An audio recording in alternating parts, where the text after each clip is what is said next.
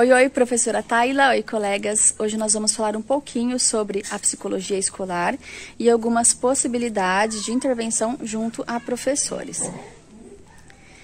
Gostaríamos de iniciar lembrando que muitas pessoas ainda desconhecem qual que é o real papel, função, objetivo do psicólogo escolar dentro da escola e também como que ele desenvolve de fato as suas atividades, né? Muitos profissionais da área da educação e até mesmo pais responsáveis pelos alunos acreditam que o psicólogo escolar vai atuar no sentido olhando o aluno individualmente, então olhando um aluno que de repente tem dificuldade na aprendizagem ou tem um comportamento agressivo, então eles acreditam que o profissional, o psicólogo escolar vai atuar individualmente considerando este aluno. E não é esta a função do psicólogo escolar e as funções a Aline vai falar para vocês mais para frente detalhadamente, mas eu já adianto que tem a ver com o olhar no coletivo e não no individual.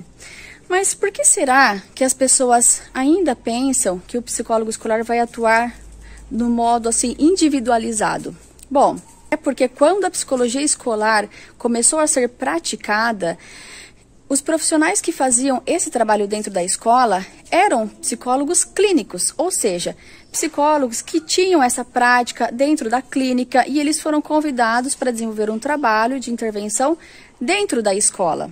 Então, eles estavam acostumados com uma abordagem individualizada, né? Eles olhavam aquele indivíduo que estava diante deles e eles olhavam individualmente mesmo, né? Só que aí, quando eles foram para a escola, eles viram que precisa ter um olhar mais para o coletivo, né? Porque muitas coisas ali interferem na aprendizagem. Então, tem essa parte cognitiva, tem a parte motora, o ambiente, o material pedagógico, como que as aulas são ministradas, são muitos detalhes. E como a psicologia é uma ciência, então ela está sendo sempre, né, constantemente em desenvolvimento. Então, foram feitos estudos, pesquisas científicas, e aí observou-se que no ambiente escolar é importante que o psicólogo ele não leve a sua abordagem de clínica. Por exemplo, na clínica ele pode atuar com abordagem humanista, psicanalista, ou terapia cognitivo-comportamental, né? E isso ele pode desenvolver dentro da clínica. Contudo, quando esse profissional vai para o ambiente escolar, enquanto psicólogo escolar, ele vai utilizar como referência, como base para o seu trabalho, autores do desenvolvimento humano, como, por exemplo, Vygotsky, Piaget, Vallon, né? Então, essas são as bases que sustentam, que norteiam o trabalho do psicólogo escolar. Claro, sempre está muito presente, antes de qualquer intervenção, a escuta ativa de todos os indivíduos daquele ambiente, né? E a Aline vai detalhar para vocês um pouco de como que funciona esse trabalho dentro das escolas. Meu nome é Aline Rosa, nós estamos apresentando um trabalho cujo tema é Psicologia Escolar e a Intervenção junto aos professores. E hoje eu vou falar sobre as funções do psicólogo escolar nessa instituição, escola, junto a esses professores. Para começar, eu acho interessante colocar uma situação que é visível para todo mundo, que nós estamos vivendo num cenário social que tem subvalorizado o processo educativo, né? Além dos cortes, tem sido muito frequente a aparição de relatos de profissionais descontentes com o próprio fazer, e que adoecem nesse ambiente escolar. E para falar sobre esse tema, eu estava pesquisando sobre alguns autores e eu encontrei um autor muito interessante que se chama David Elsbell. Ele é escritor, ele é especialista em psicologia educacional, ele já é falecido, faleceu em 2008, e ele desenvolveu um conceito que se chama aprendizagem significativa. E essa teoria foi pensada no contexto escolar. Ela leva em conta a história do sujeito e ressalta o papel do docente na proposição de situações que favoreçam a aprendizagem. Então, é o pensar no papel explícito do professor. E esse mesmo autor, ele ainda cita que há quem acredite o fracasso escolar apenas na falta de disposição do aluno em aprender.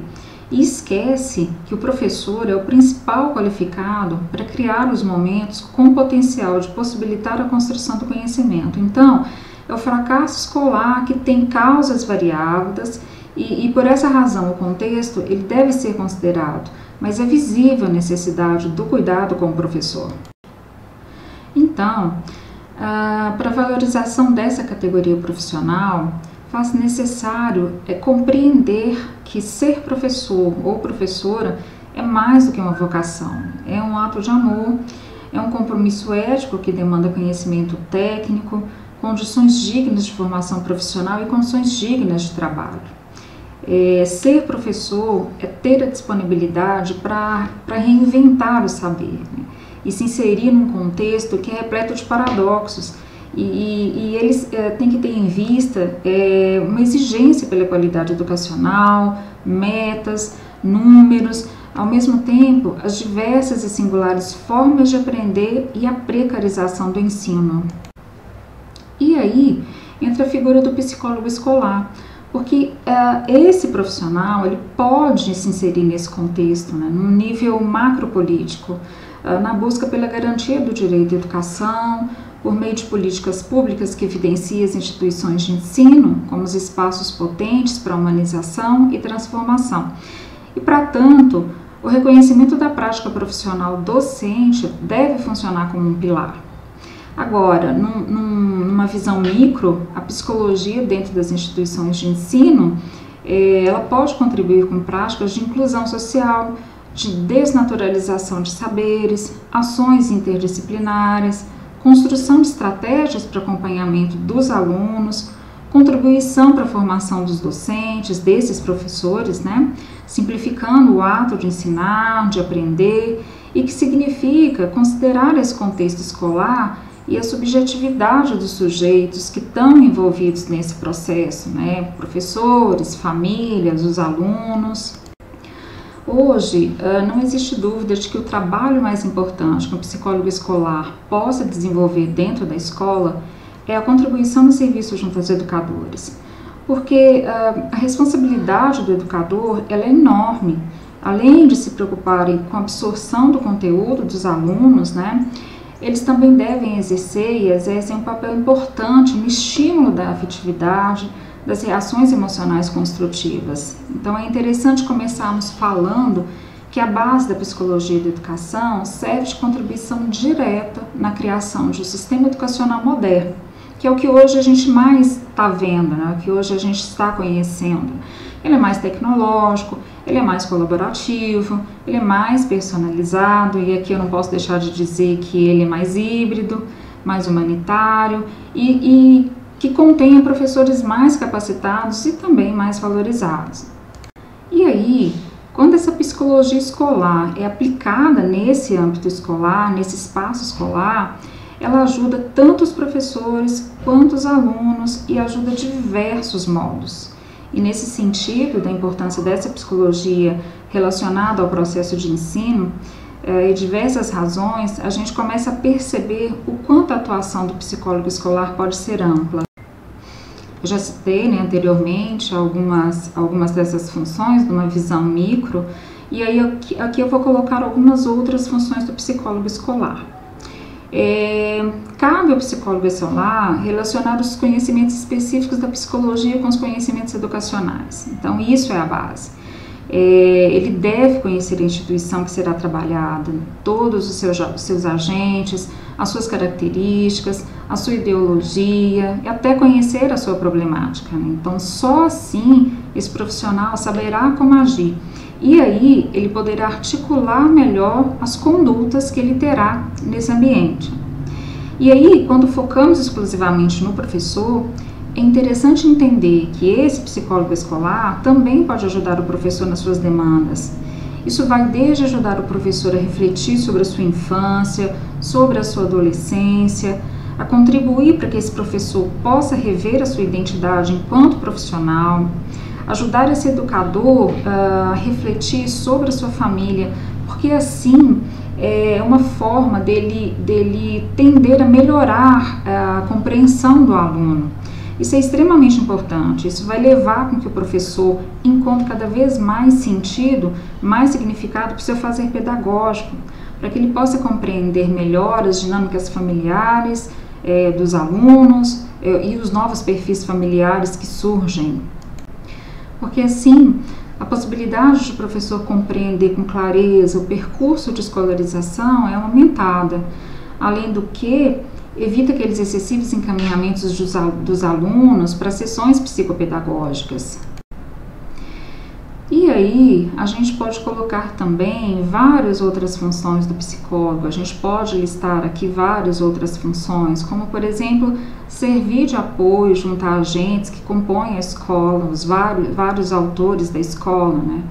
Pois isso tem um reflexo direto com o bem-estar e com o desempenho profissional do professor dentro dessa instituição. Desenvolver trabalhos de orientação vocacional e profissional com os alunos. Ações preventivas esclarecedoras, juntos com o corpo docente, quer dizer, com esses professores, para que os alunos tenham mais informação no que se refere ao uso de drogas, sexualidade, ética, agressividade. Então é um tema, a agressividade, por exemplo, é um tema que está sempre em discussão, né, e que merece toda a atenção da comunidade escolar. E aí a gente pode citar aqui como exemplo bullying, né? Então, episódios de violência física ou psicológica contra alunos, infelizmente, não são raros. E aí os psicólogos podem agir de modo incisivo para combater e acabar com essa prática. A conversa com os alunos, e aí as palestras, mais para frente, a Vitória vai falar sobre as intervenções, mas palestras, seminários, ajudam a entender que trata-se de um ato errado e que esse ato deve ser evitado. Cabe ao psicólogo escolar também desenvolver ações esclarecedoras junto com o corpo docente, para que essas famílias ou as famílias possam ter maior informação sobre o desenvolvimento humano, sobre o cuidado com a saúde mental.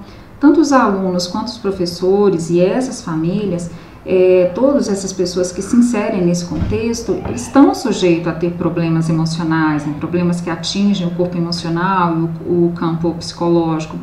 Então, também por isso, o profissional de psicologia, ele é tão importante, né? Ele tem a capacidade de identificar com maior facilidade algumas alterações de comportamento, então sinais de que alguma coisa está anormal. E aí esses psicólogos, eles podem agir, eles podem ouvir, podem orientar quem está passando por situações complicadas. E além disso, eles podem estimular a prática de atividades que são positivas para a mente e para o corpo.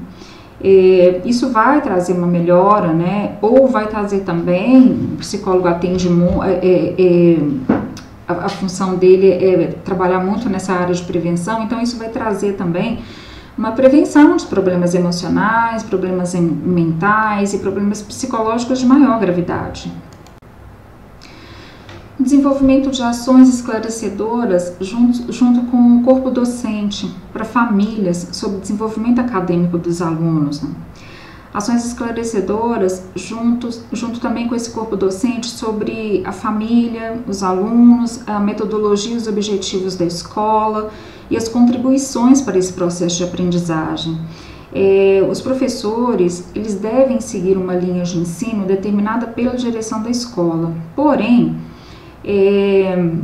cada um tem sua didática e tem a sua maneira de ensinar. Os psicólogos de educação, eles auxiliam os professores e eles identificam os pontos que podem ser melhorados nesse processo de aprendizado para que os alunos tenham mais resultados satisfatórios. E além disso, eles podem manter um acompanhamento próximo aos professores para ajudá-los a desenvolver novas habilidades em salas de aula. É função do psicólogo escolar também participar com toda a equipe da escola da construção do seu projeto político-pedagógico. Então, o método de ensino adotado pela escola, ele pode ganhar uma ajuda importante, né, quando tem um psicólogo escolar auxiliando nesse processo da elaboração desse projeto. Porque eles são capazes de identificar comportamentos, são capazes de identificar atitudes que podem demonstrar que um método é mais eficiente que o outro, por exemplo, né?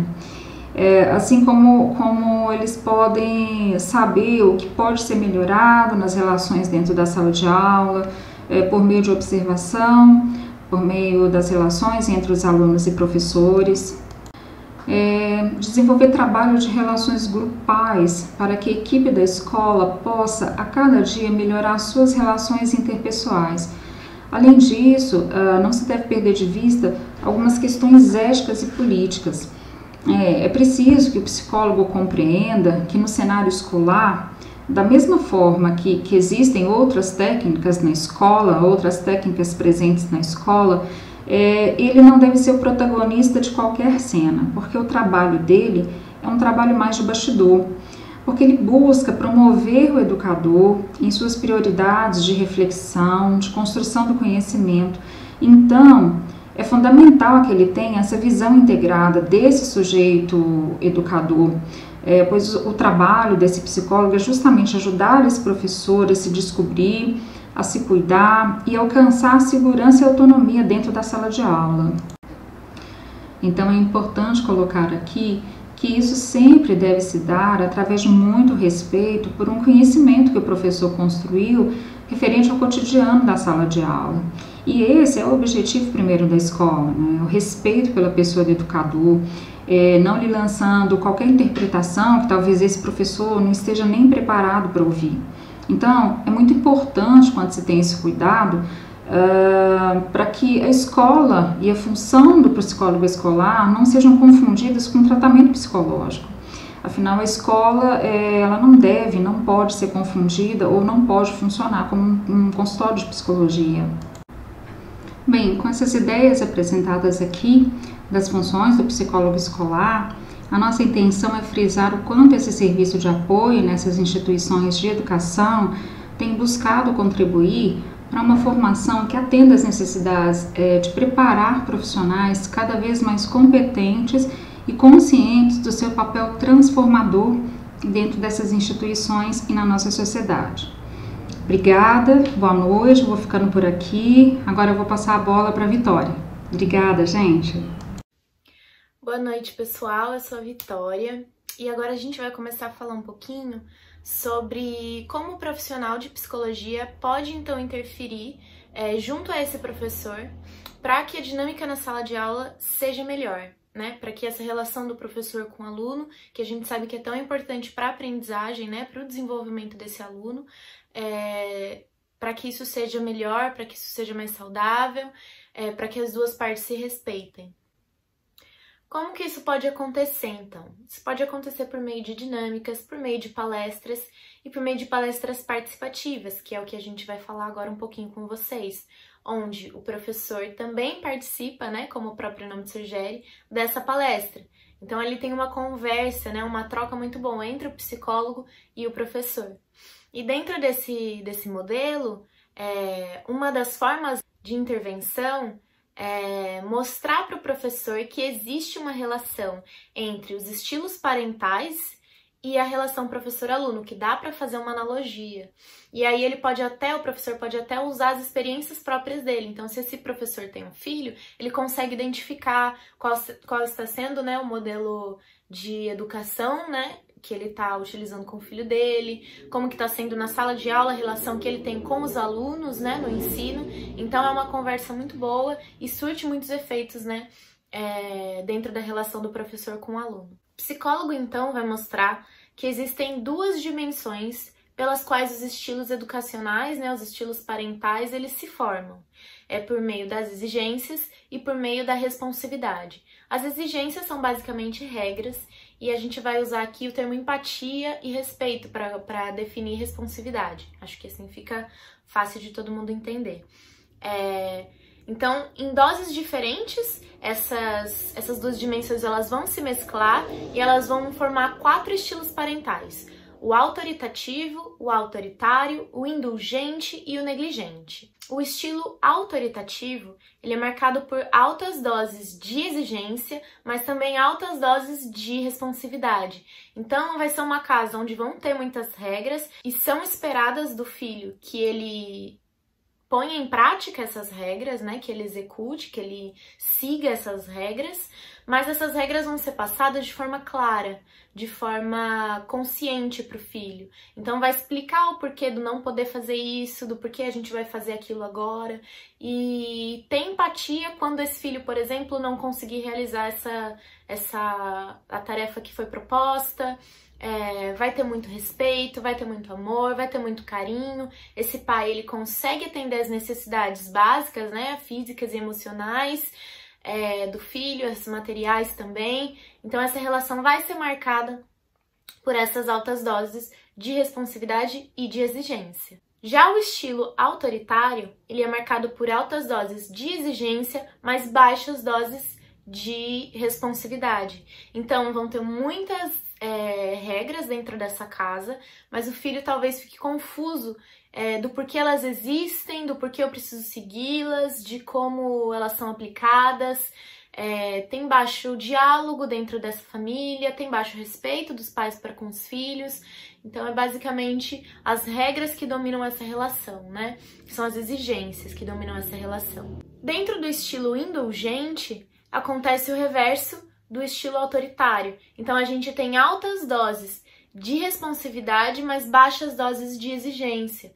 Então vão ser pais que não vão ter muita cobrança sobre os filhos vão poder escolher tudo que fazem, vão ter muito amor para com os filhos, vai ter muito diálogo dentro dessa casa, vai ter muita empatia dentro dessa casa, mas as regras, né, as limitações para esse filho, né, a borda ali, o limite daquele filho não vai existir. Ele vai poder escolher o que ele vai fazer, ele vai poder escolher o que ele vai assistir, e esse pai não vai ter controle sobre isso, porque esse controle não foi posto justamente por esse pai. Já o estilo negligente, ele tem baixas doses tanto de responsividade quanto de exigência. E aí a gente já tá falando de pais que não conseguem atender as necessidades físicas, materiais e emocionais dos filhos, né? São pais que têm pouco interesse, né, na vida social dos filhos e têm pouco interesse em conversar com eles dentro de casa. Então são pais que têm baixa atenção para com seus filhos. E aí, quando o professor consegue entender como esses estilos são feitos e como ele está se portando dentro da sala de aula, ele pode ver qual deles se aplica melhor, qual deles gera um resultado melhor, qual desses estilos ele vai poder talvez mudar um comportamento do aluno que está sendo considerado ruim. Isso gera muitos ganhos, né, para o professor dentro da sala de aula, porque aí ele consegue ver o que está acontecendo. Um professor, por exemplo, que explica para os alunos quais são as regras da sala e o porquê delas estarem ali, o porquê delas existirem, gera, por exemplo, uma resposta muito melhor dos alunos, né?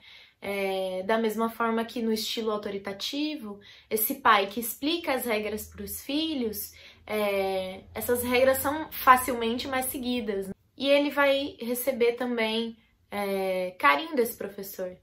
Então ele vai receber respeito desse professor.